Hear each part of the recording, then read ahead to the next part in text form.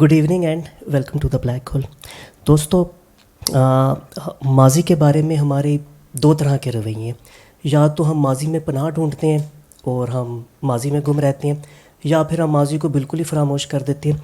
ये दोनों रवैये मेरे ख्याल है शायद बहुत बैलेंस्ड नहीं है। आज का मौजू है unlocking the past, why should one study history. यानी हम हिस्ट्री को एक एकेडमिक डिसिप्लिन के तौर पर अगर स्टडी करें तो शायद ज़्यादा बेहतर होगा, क्योंकि हम फिर माजी से कुछ सबक सीख सकेंगे। और जो माजी से सबक नहीं सीखता या जो हिस्ट्री से सबक नहीं सीखता, वो आपको पता है कि फिर वो अपनी गलतियां दोहराता ही है। तो उम्मीद है कि आज का सेशन हमें मदद देगा ये जानने में कि हिस्ट्री को स्टडी करना क्यों ज़रूरी है। स्पीकर के लिए हमारे साथ हैं आज दानियाल खुर्शीद। आप इनको जानते हैं, he has completed his A levels और हिस्ट्री इंथुजियास्ट हैं। इससे पहले भी कोल्ड वॉर के मौजू के ऊपर 2 यहाँ पे ये सेशंस दे चुके हैं। हमारे दोस्त हैं, he is very bright young man. पर मुझे खुशी है कि इतने शॉर्ट नोटिस पे सिर्फ एक दिन के नोटिस पे जो है ये आज का सेशन दे रहे हैं। उम्मीद है कि आप लोग जो है इनकी आज के सेशन से तो महजूज़ होंगे ही, मगर इनकी ख़ास तौर पे इस वजह से भी हौसला अफजाई करेंगे कि आज का सेशन इनकी वजह से जो है वो पुररौनक बनेगा। So, ladies and gentlemen, Daniyal Khurshid. Thank you. Good evening and welcome to the Black Hole. Today we will be discussing unlocking the past. Why should one study history? Oftentimes, I have been doing history since I was in grade 6, like roughly around you two age. I have been doing history. So I went on till A levels, and I plan to do it in university level as well. So many people ask me this question that okay, what do you want to do in what is your favorite subject, or what do you want to do in the future? And I said I want to do history. Most of the time I get this response is, why history? I mean, it's all in the past. Why study history? We have a future to look ahead to. Well, to be very frank, yes, that's true, that history is about the past, but history is just more than that. So, and for many times, many occasions I have got this, so that's why I thought let me explain why should one study. Actually, and then the final nail was someone suggested in the Black Hole that I should someone should do a topic on this, so I volunteered. Should we begin the presentation? This is going to be a very boring one, so I can't guarantee any fun. So, history is a study of change over time, and it covers all aspects of human society: political, science, economic, scientific, technological, medical, cultural, and all this stuff. Now, when you go to a hospital, the doctor takes notes down what you're going through. So that's again taking medical history, like what you have been going through. Sometimes when you go to different places, like we are kind of surrounded with history, and you see all the military developments, like all that. So there has been a loss of interest in history, some going as far as calling it irrelevant. Yes, I heard people calling it irrelevant compared to STEM subjects. So here we will explore why should one study history. Okay, so we will cover, in this presentation we cover the following reasons. There are 11 reasons here. I will try to, not very long, I will try to keep it short. So first, yes. So first we will start with gaining perspective. So when you learn history will allow you to understand and appreciate the experiences, perspectives, and challenges of people from different cultures, societies, and time periods. It broadens your worldview, helps you develop empathy and tolerance. So sometimes, we have one, we like to, it's okay, I mean, we're all sometimes biased, and it's okay to be biased, but it's okay to be biased. But by learning history, you learn that it's not just what you see, you also learn what they see and all that. Like different perspectives, and giving you a more bigger picture. So I have included one example, which is how we, for example, Second World War, 1939 to 1945. This is when Germany, basically all of a sudden decided to invade Poland, and everybody's kind of freaked out. So we have been taught like the Germans were just aggressors and all that, and they were kind of like the bad people. That's why, and all that. But when we study history, we will learn that why this, like Germany took over Poland, why Italy also decided to join in the war, and why Japan also started it. To keep it short, Germany basically took over Poland. Before that, they also took Czechoslovakia and all that. Basically, it was because Adolf Hitler wanted to take revenge on the Treaty of Versailles in 1919, which was like what was the kind of like the punishment they got for starting the World War I, though not necessarily one. So one was that, and then there was the concept of Lebensraum, which is German for living space. So basically, it was to include all Germans in the German territory. So while Italy joined in the Second World War, basically Germany and Italy were good friends. So Benito Mussolini, who was the Prime Minister of Italy that time, he did not say it exactly, but just like Donald Trump was going make America great again, he went make Italy great again and make a new Roman Empire. So that's why he with alliance, being friends with Germany, this also took part in the Second World War. And Japan, and also actually yes, Italy also were not satisfied with the Treaty of Versailles, so to gain some stuff from there. While for Japan, they started because that time when they had to catch up with the West, it was a matter of survival for them to catch up with the West.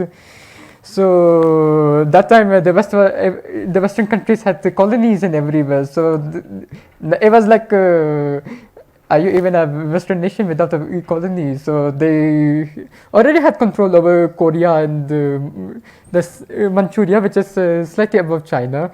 But to expand further, they had to go further.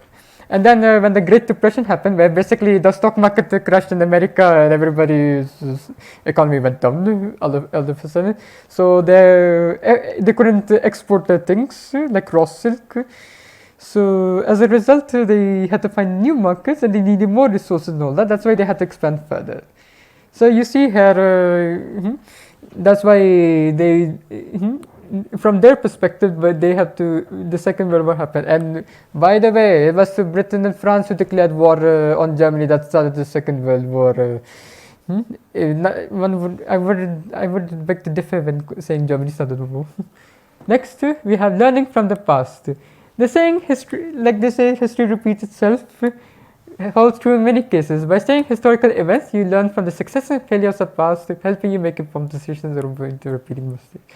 Here I like to give an example of we made certain mistakes in Bangladesh, which was once upon a time part of us by the name of East Pakistan. And now, I think this is a typo error from my side. Okay, so now we are seeing a similar situation in Balochistan. So what happened in Bangladesh was basically they used to export jute. And it was a very lucrative export. Actually, when they were still part of us, they exported so many jute, even during the Korean War in 1950 to 1953 and all that. So whatever they earned in the jute trade, it was mostly spent on West Pakistan, like our side, where we are today. So they had a huge complaint that why are you spending, like we are earning all that, but why is spending it over here? Well, the reasoning was given that because it floods over there in East Pakistan, it floods over there frequently, so it's not possible to put heavy industries and all that. While in West Pakistan, like where we are, it's possible. So later with it wasn't just that, there was other factors as well. Later when they broke away from us, actually they moved on from us, then they also realized what we meant to say, but then what they have done is set up cottage industries. Basically cottage industries, like not big industries like factories and all that, but like you work from your home, like work on stitching clothes and all that, and then you export it to the other countries and earn revenues. So in Balochistan, what we are seeing is like we have the sui gas. So sui gas is used even at your own households. Most of your gas comes from there. So we pay gas bills for that as well. But not much of it goes to Balochistan where the gas actually comes. People of Balochistan. We may, I mean, there will be a problem if we, I mean, they have, the Balochis also did the same complaint. But basically concern was that if we give the money to Balochistan, like the fair share, they will only be held by the Baloch Sadas, like the people who own big lands over there, not to the actual people. So far we have actually did our best to, I mean, there was an initiative by the Gilani cabinet back in 2008 to 2013, like which was by the name by Agaze Hakuk Balochistan, where they offered incentives like okay, we give scholarships to the Balochi students, we will give further job quotas in the further jobs and etc. So far, this is what we have done to like offer an olive branch, but that is not very active. So,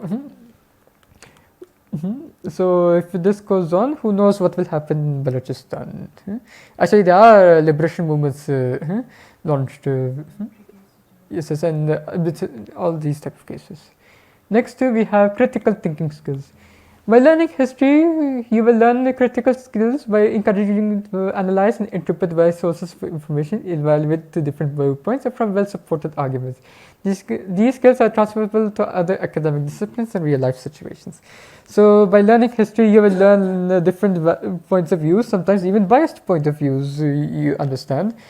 And you're able to analyze and interpret. Sometimes you also get fake news. So by doing critical thinking, you'll figure out this is a fake news. There's nothing to be serious about, and all that. And this will not just help you in just history, but it can also help you in other subjects, even in natural sciences like physics, maths, and all that. It will also help you there as well. Next, understanding cause and effect. History explores the causes and consequences of events, enabling you to recognize patterns and understand the complex factors that shape societies and civilizations. This understanding is crucial for comprehending current affairs and making sense of the present. So basically, for whatever you see around, must be a cause for it. There was what's the cause of this session to happen? I just explained the introduction what caused this session to happen. Now this is the effect of the session. This is the effect.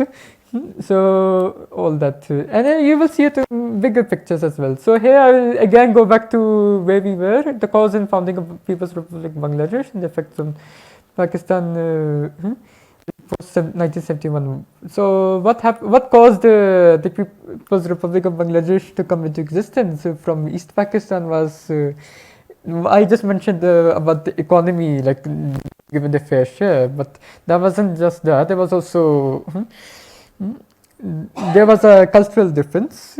Like people in Bangladesh right now, Bangladesh is. They are very proud of their music, their dance traditions and all that. They are very proud of that. They have this tradition for past many centuries. While here, I mean, as I have seen in Pakistan, you don't see a lot of music and dancing, especially. And actually, even if you do see them in weddings, who next day in the masjid it goes like, some we start calling it haram and all that. In masjid you hear. So there's a cultural difference, and then there was also language difference. Yes, we all complain about Urdu language. Yes, they also complained about Urdu language. So they made that time when they were still with us, they were made up half of our population. Made up half of the population. So they spoke Bengali. They spoke. So when it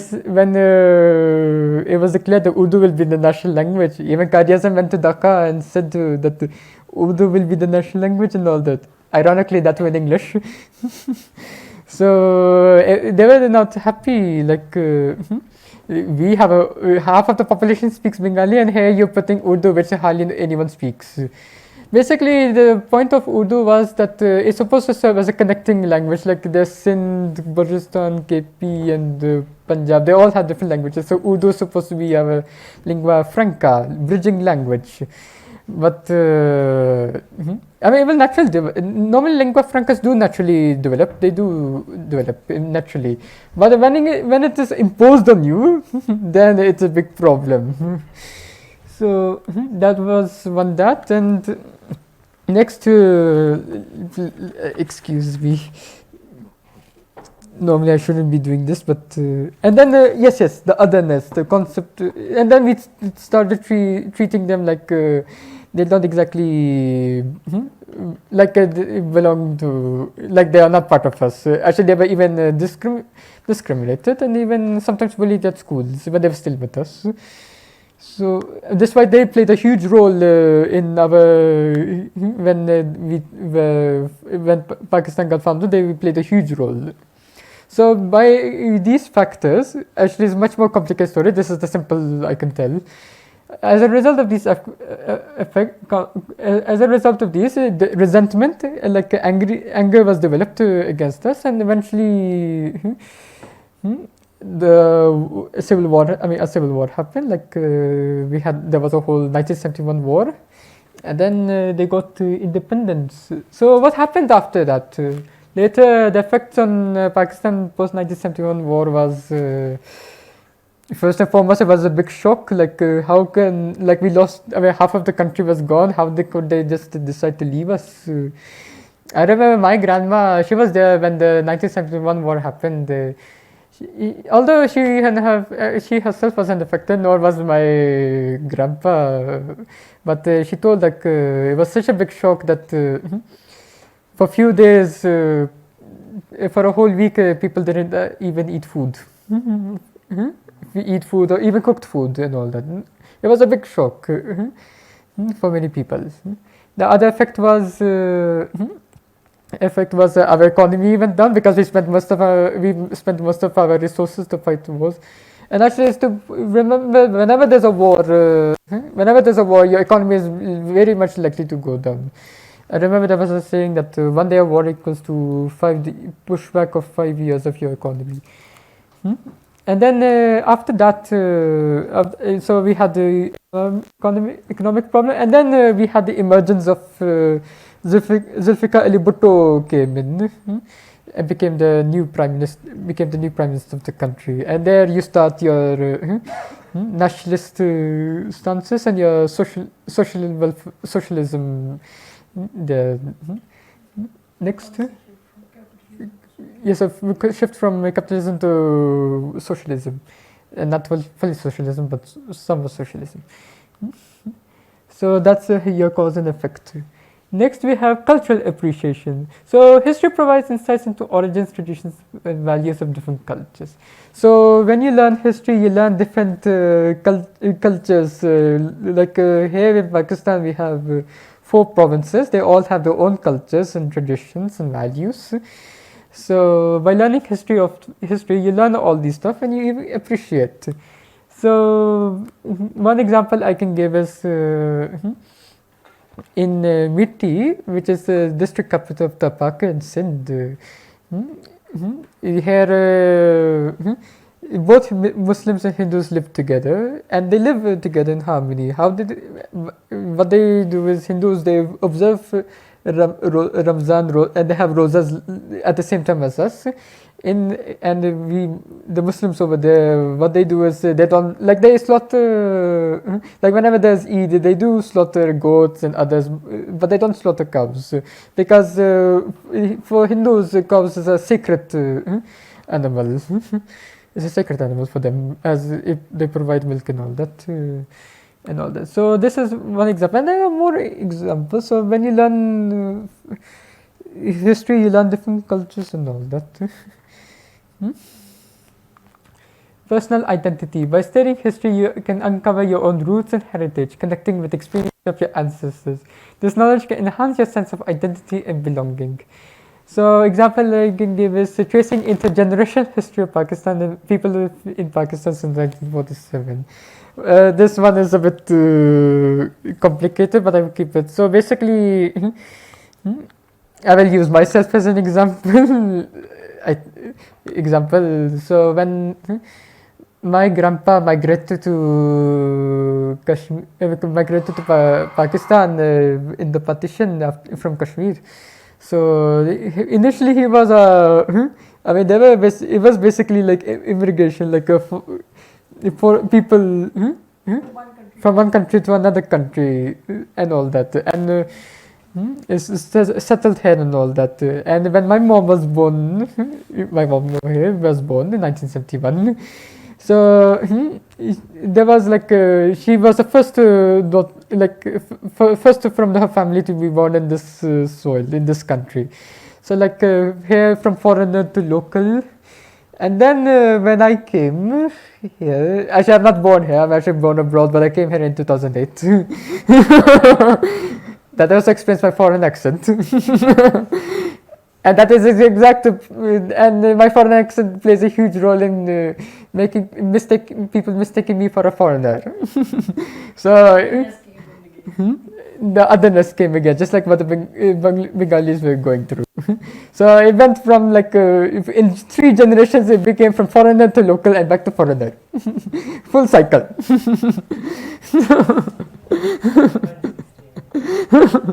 So that's tracing intergenerational history, and this is not my case is not the only case.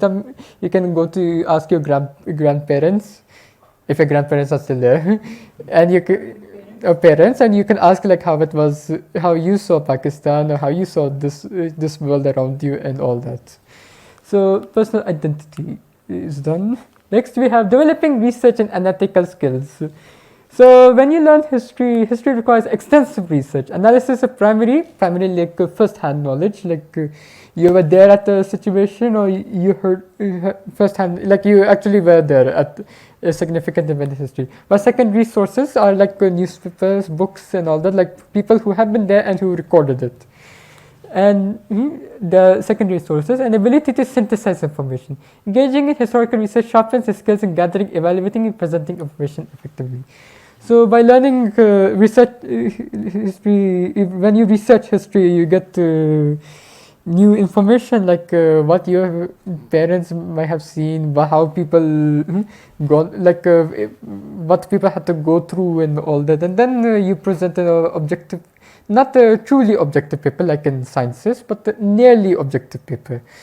Also, here I have an example prepared, the Manchurian Crisis. It'll be a short exercise. I will not take it much of your time. It's a short exercise. So this is from a past paper in A levels. So this is the statement to the League of Nations by both. Okay, so basically the Manchurian Crisis was basically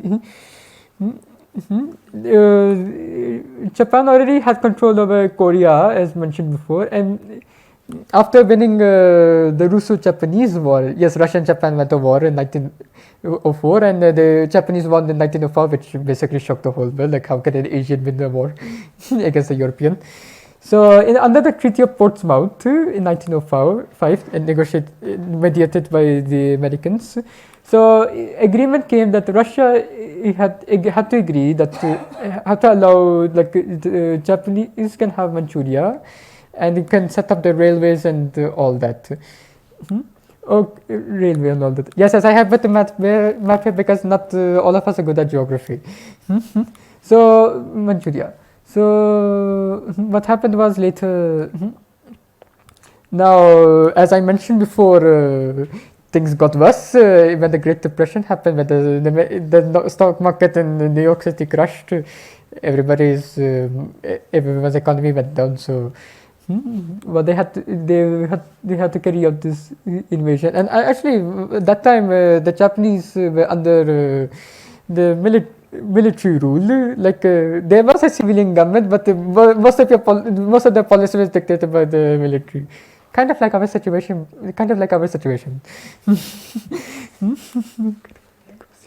So So they were very adventurous. The troops were, they just wanted to invade. So they took the opportunity and invaded Manchuria, just like that. Now China had this big, like it was like they were like our land is being attacked, and quickly took it to the League of Nations. Okay, the League of Nations, before the United Nations came to being, that time it was League of Nations. So okay, so small exercises. We often get this question: is compare and contrast these two sources, and what do you understand from them? You can have 5 minutes to go through them, while go through them.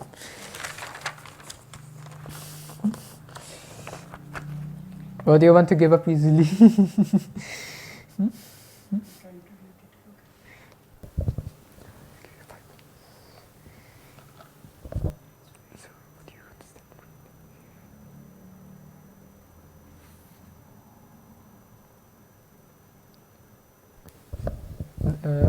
Anyone done? Basically, two different viewpoints, one from Japan and one from China. No, you can. Okay.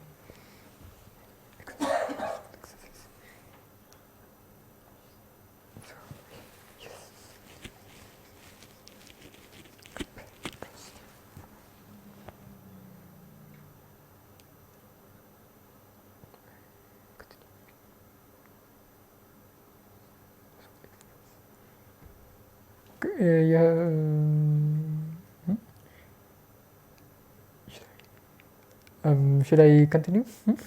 Yes. Okay, basically compare and contrast. Basically you have to compare these two and you point out any differences and similarity. So according to basically source A is basically, this is a statement from the League of Nations by the Chinese government. This is what the Chinese government had to say. And basically the Chinese government blames Japan for the crisis. While source B blames China for the crisis. I mean, okay, it's China's claim because Japan blamed Japan because they were ignored treaty obligations.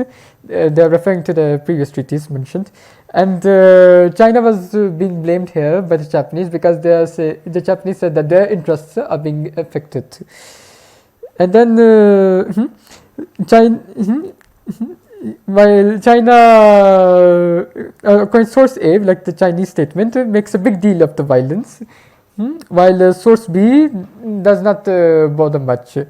And source A is showing in a critical tone, like they're talking about they have imprisoned, maltreated, executed many more, and all that. While the Japanese, they were not dismissive, like as they say in Urdu, kuch nahi ho raha hai. All that.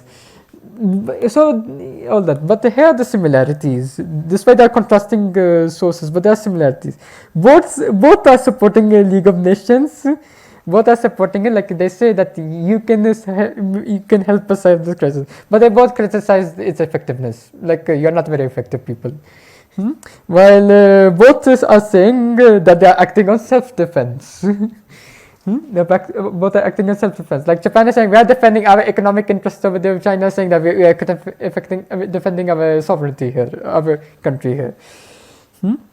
And both sides are claiming that the treaty rights are being violated and all that. So what we can conclude here is that yes, as you pointed out, both are very biased sources because bias is basically a fight between two nations.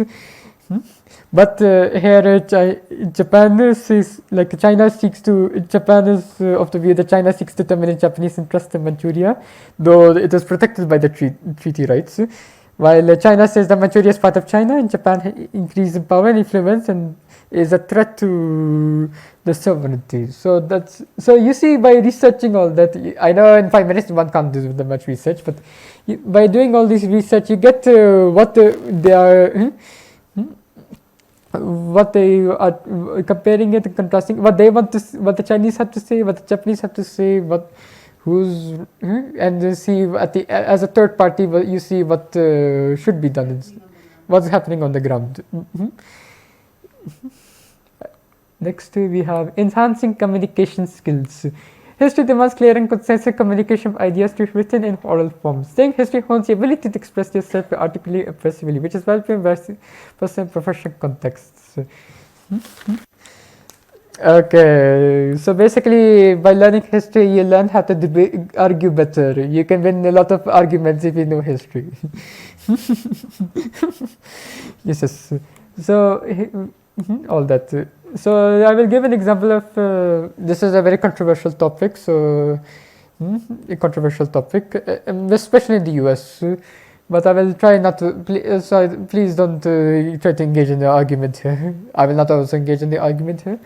So we will talk about the Second Amendment of USA, counter argument and other debates.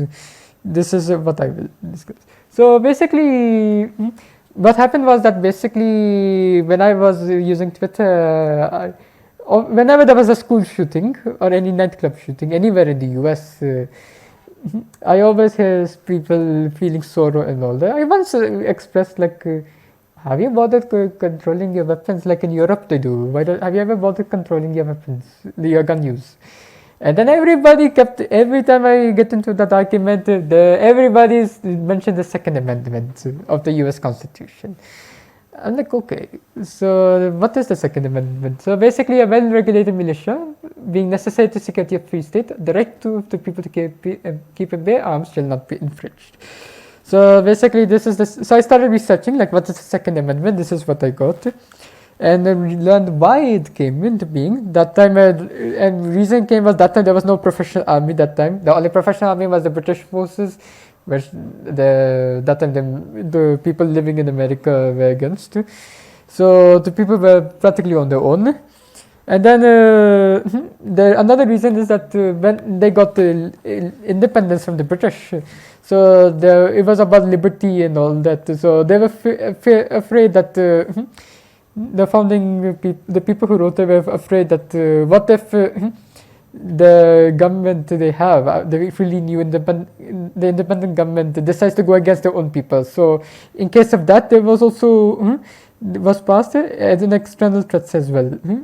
And then give the people the right to protect themselves and families. So like given the situation back then, it was all that. So that's why many people will keep quoting the Second Amendment whenever I got into an argument all that. So I did a little research, like what, okay, there must be these are the reasons, so there must be a way to break this argument. And this is what I got. There was a court case, District of Columbia et al. Versus Heller. District of Columbia, by the way, is Washington, D.C. So basically this Heller case, Mr. Heller was basically a DC special police officer, and he could only carry a weapon while on the job. He wanted to apply for it for home as well, but it was rejected. So he filed a lawsuit mentioning the Second Amendment. So after going it to district court, which said no, then to Court of Appeal, and others, which they all said yes. So later he won the case, but in page 54 to 56 of the verdict that was given, this was the counter like this is what he said, like most rights, the Second Amendment right is not unlimited. Like yes, you have a right to keep arms, but it is not unlimited, and it's not right to keep and carry any weapon whatsoever, any manner whatsoever, for whatever purpose. For example, concealed weapons. For example, you can't carry in places and such schools and government buildings, laws imposing conditions for all that. So by going through this verdict, so when I presented this verdict, I mean like this as my counter argument to those people, so they just went quiet. And that's how I won the debate, kind of. Though this is also a very subjective debate on its own, that's why I said I will not engage further. So you see, by learning history, you get when you learn like there's a pattern for every argument. There's a pattern, and when you find the pattern and see where you can the weak point, like where you can break it. So and then when you study others, so you will win your debates. And actually, when you join debating societies, you have to learn a lot of history. Next, we have appreciating progress. He even demonstrates human progresses over time, showcasing advancements in technology and social movements and scientific discovery and so more. It allows you to reflect on how societies have evolved and appreciate the achievements made by our predecessors. So, by learning history, you will learn to appreciate progress we have made so far as humanity and all that. And not just in social movements, all that, but also in other stuff like revolutions across the world, development of machines, and development of quantum mechanics, for example. Okay, I'm not a science person, so I will not deal in quantum mechanics. So, one example I can give you here is we made progress on polio. Polio is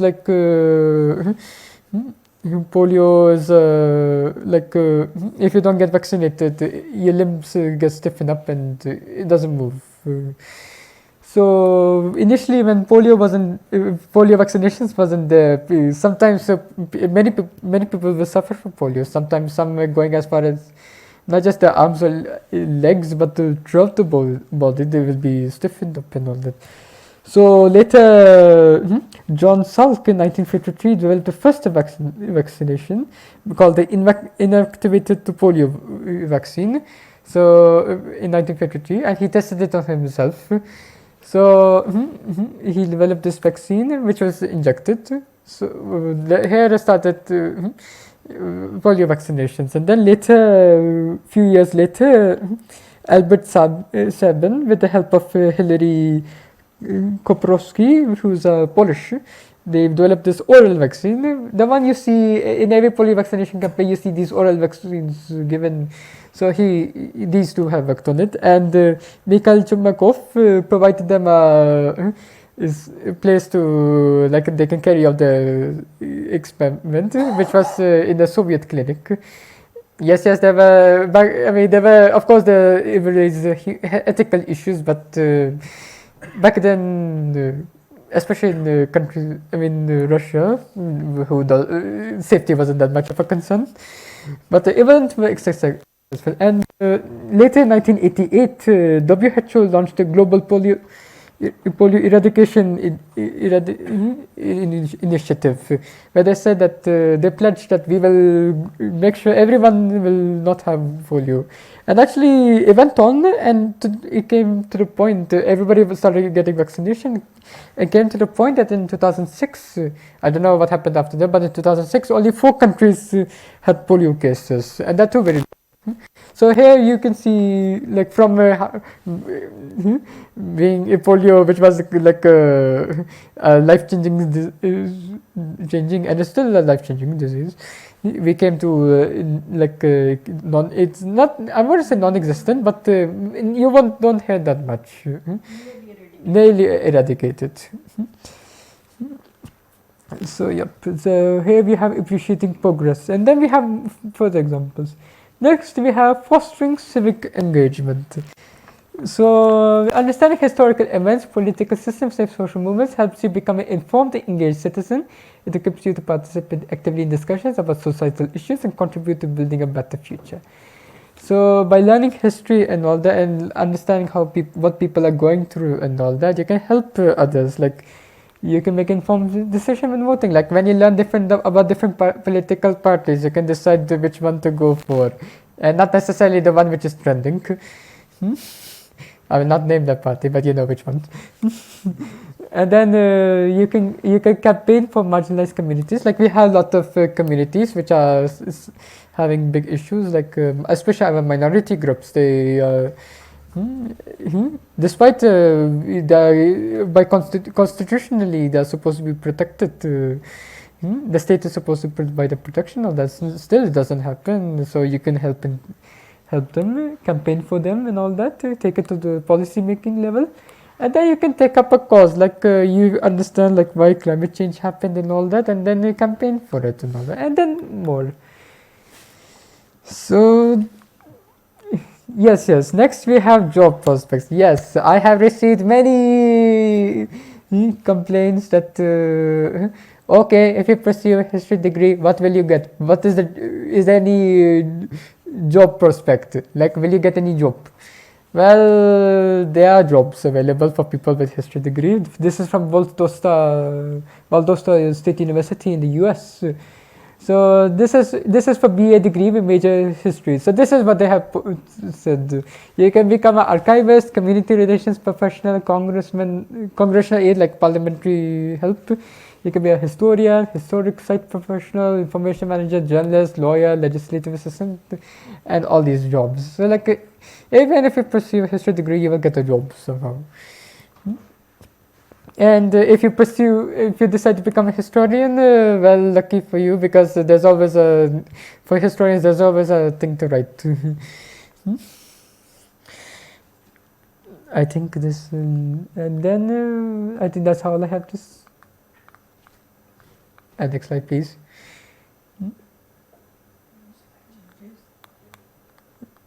Okay, next we have conclusion. Went rather fast.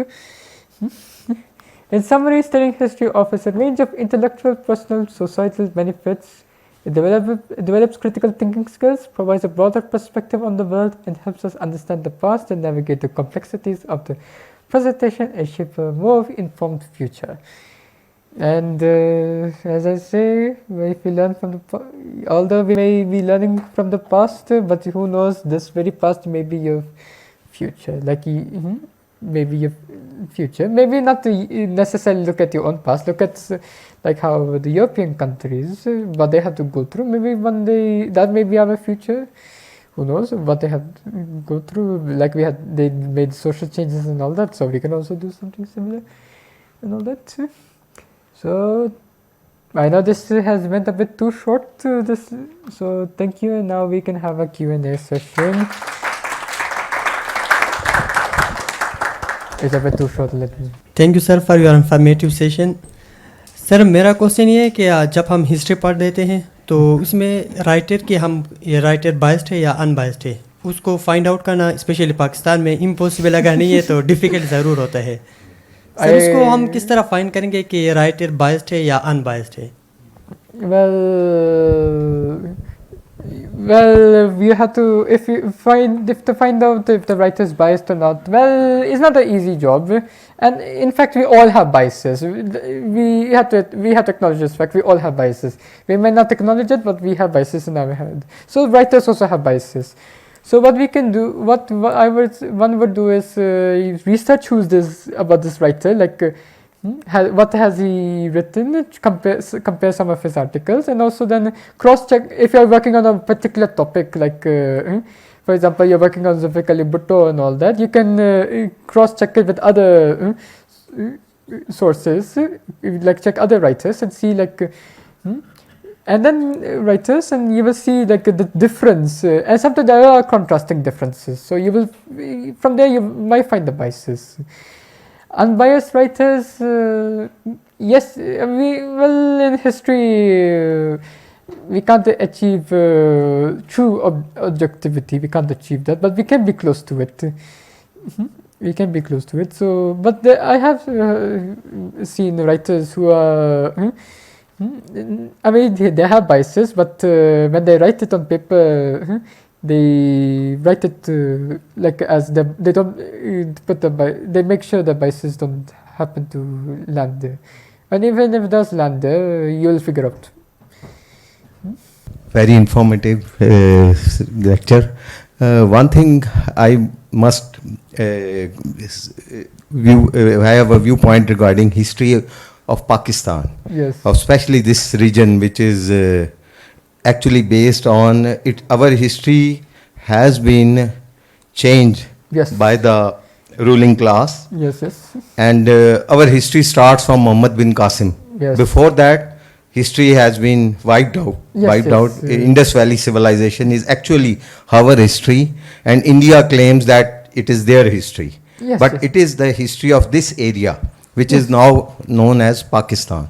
So textbooks which are taught in Pakistan, in generally school, which is given to the person like me and next generation, they are not educated with proper history. Yes. So one has to seek by himself, by studying going to libraries and seeking all the information, because there are 99% biased Yes, yes. and state channelized history is being educated.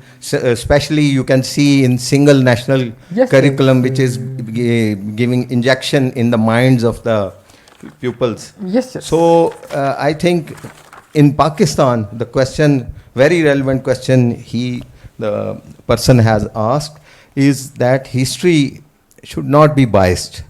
History should be neutral. Yes. And in Pakistan we have this problem. Yes. So there's a very much doubt about history in Pakistan. It will be changed sometime, maybe 50 years in future. The whole history should be rewritten. Yes. So our heroes are different. Yes, Actually, yes, yes. the actual heroes of this land, we are taking Afghanis as our heroes. Yes, yes. Turkish as our heroes, yes. Arabs as our Ghori, we are giving our missiles names as Ghori missile. Yes, but yes. they were actually the Hamla Avar Yes, for yes. this land. Yes, But yes. this is not our history. Actually, you can see the history. This land was not even conquered by the British. No, no. Let me explain. Yes, yes. British conquered first the Bengal, Yes, and yes, there is 100 years gap between conquering Bengal and Punjab. Yes, yes. 100 years gap. So we are less, we remain less, you can say, 100, we face less, colonialism. we face less British rule, 100 year less. So what was the reason? Here was the rule of Ranjit Singh? Raja Ranjit Singh. Yes. Raja Ranjit Singh, but he is not considered as our hero. Yes. Here. Dullah Bhatti, like this, and other so many heroes are of this land are not written in the history. So Bhagat Singh challenged the British, but only our heroes are Quaid-e-Azam, Allama Iqbal. Where is Bhagat Singh? Bhagat Singh did not work for the for Indians. Yes, it was for the independence of this whole land. Yes. So history is, I don't believe in history of Pakistan. So it's actually different, you see. So I must say, sorry to. It's okay, it's okay, it's okay. It's all right. Okay, thank you. Actually, you raised a very valid point that the people who control the present, the people who control the past controls the present, and who control and the present determines the future. So that I agree with you. When you mentioned about this Muhammad bin Qasim and all that, actually I remember when I started learning history, I was using our school, the school I went to, we were using a different book by a timeline series by Martin Roberts, the book was. And our history, when it comes to South Asia region I'm talking about, our history actually started from Indus Valley civilization. Like here, this is what we have been taught. So when I learned that in public schools and all that, it starts from Muhammad bin Qasim, I was also shocked. Like, so this is okay. This is what I'm being taught. This is what they have been taught. So like I even point out to some people that I got what I have been taught is very different from what you have been taught. So yes, it happens. And I don't know about other elite schools, but like they will also be taught different history. History. So like basically, actually you have a point as well. Actually. I believe that the reason we have this fabricated history is like if we find that our actual history, like okay, we have 1,000 year in the history with India, then it will be crushing the narrative, like calling India our eternal enemy and all that. It will be a crushing. So that's why we have to fabricate our own history to keep. We have to manipulate our history. Actually, Yeah, history, actually that's part of politics. Politics. And as far as SNZ, yes, I have seen SNZ history section, Pakistan studies as well. I'm like, what are you teaching to your kids?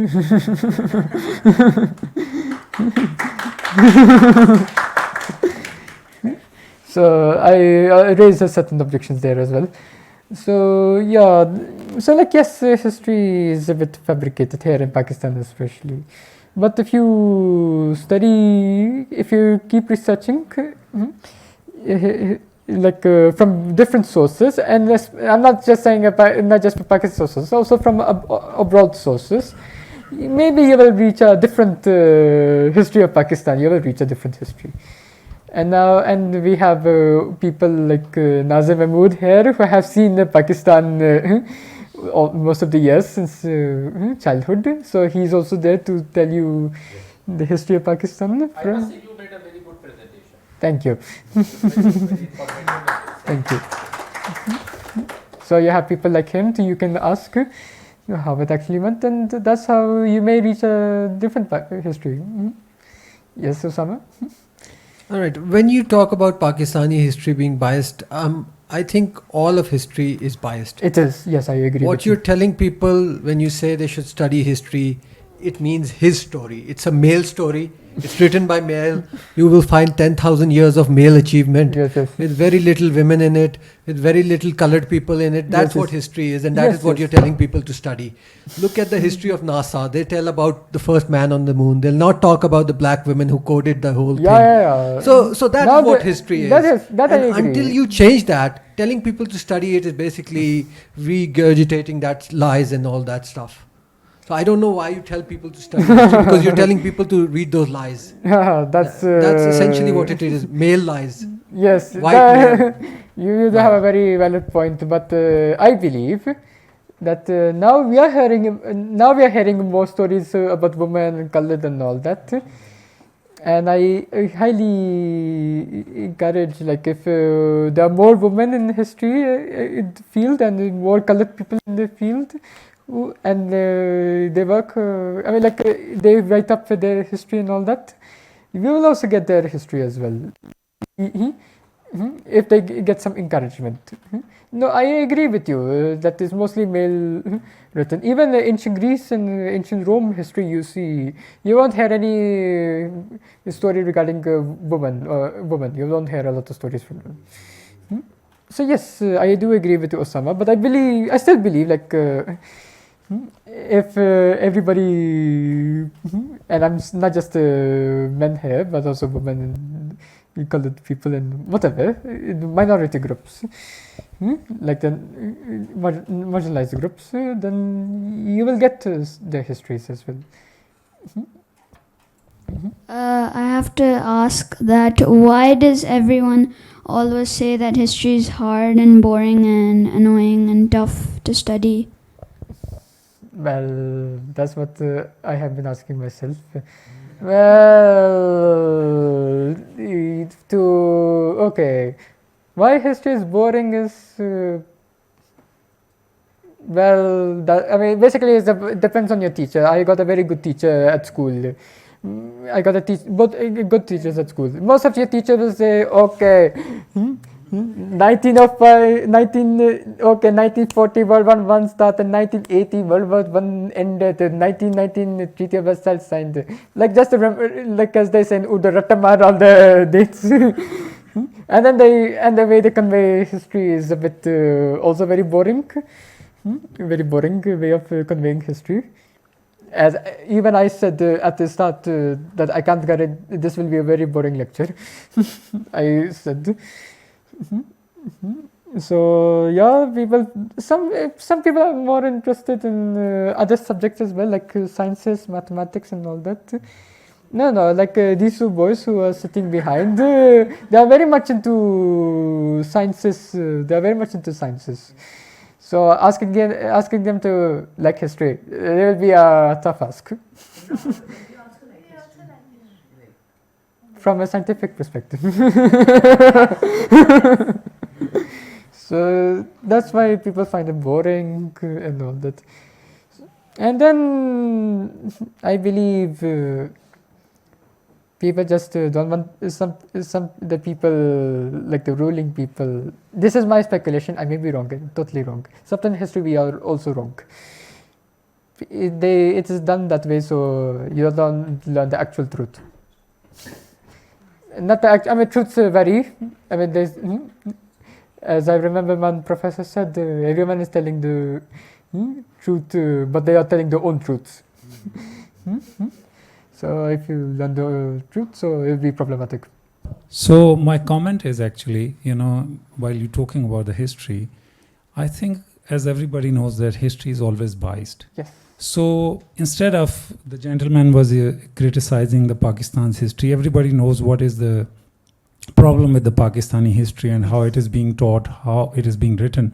So I would suggest, what we should need to talk about is that tell people, like we talk about the critical thinking, means we have to tell them that you should have free thinking while you read the history. Yes, Learn your own account, Yes, you try to learn from the books and then you make your own conclusion. Yes. So what I think you need to explain to the people, maybe I'm senior to you in age. So my suggestion to you is that tell people that please read history while you have free thinking and then make your own conclusions. While even you read the official history, still you can have critical thinking. Yes. It is just because you have critical mind or free thinking. So there's no problem with that history because in all countries you see there is official history being taught, being written. So something is not very special with the Pakistani history, I would say. Even you talk about the India. Indians also have written a very biased history. Every country does that. The problem is that we need to tell people that have your own version of, understanding by reading the books. This is my comment. Thank you. That I fully endorse. I fully endorse your views, sir. I fully agree with you, sir. It should be thought very critically. In India history, the first education minister was Maulana Abul Kalam Azad, and Nehru selected him very carefully. And in the first 30 years of India, from 1947 to 1977, 4 out of 6 education ministers were Muslims. First was Maulana Abul Kalam Azad from 47 to 1958. Then in between there was a Hindu. Then MC Chagla, Muhammad Karim Chagla was a Muslim. Then Humayun Kabir was a Muslim. And then Professor Nurul Hassan, he was a Muslim who was in Indira Gandhi's government from 1971 to 77. So I think that it's slightly overstatement to say that India also had biased history, because I have, as an educationist, I have observed and compared Pakistan history. But now you are right. Now at this moment, BJP government from 2014, they have started written an extremely biased history. And they have tried to eliminate all references to Muslims, and they are trying to show Muslims as essentially aggressors. While the Indian National Congress and Nehru, they deliberately tried to make history as objective as possible. So when we condemn Indian history writing, we must also mention that this is essentially the BJP government right now from 2014 onwards that they are doing. Congress tried its best to give a more balanced view of history. That was my comment. I agree with you, Dr. Nazir. I agree with you as well. Actually, history, sometimes when different government comes, a different history also is made. As he pointed out, like initially it was not truly objective, but nearly objective as possible. But now you have a very biased history and all that too. And as I agree with you, it's not just in Pakistan, India, all over the globe it happened. Actually, there was it happened back in when actually one time there was a textbook fight between the Chinese and the Japanese. Actually, there was this massacre in Nanjing, so carried out by the Japanese. So in the Japanese public education system, this was not mentioned in the textbook. While in China, when China heard of it, like such a big massacre is not mentioned there. So they raised objections and they had a whole fight over it. So yes, I agree with you. All countries have the biases, but then every government has their own biases and all that. So There can be a lot of examples quoted for the next generation. Yes, like, I've been to Hawaii. Yes. I went to the museum and I, watched the movie shown over there about the incident, which caused the war between Japan and the US. And then I went to Hiroshima. And then I visited the whole museum and I experienced that what they have to tell about the same thing, So then I realized, there is a bias of the history everywhere you go and you see, their own version. Telling to their own, next generations.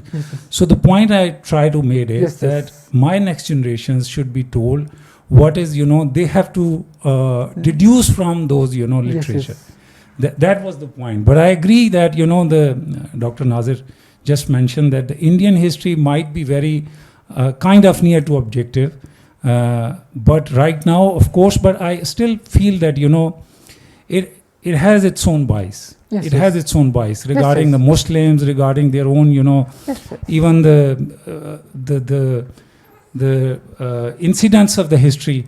So anyway, that was the point I just want to reach. Yes. Actually, when I did that 5-minute exercise, it was from a past paper in Cambridge. As I said, the question itself was written, I didn't mention the question, but it's actually written as compare and contrast these two sources.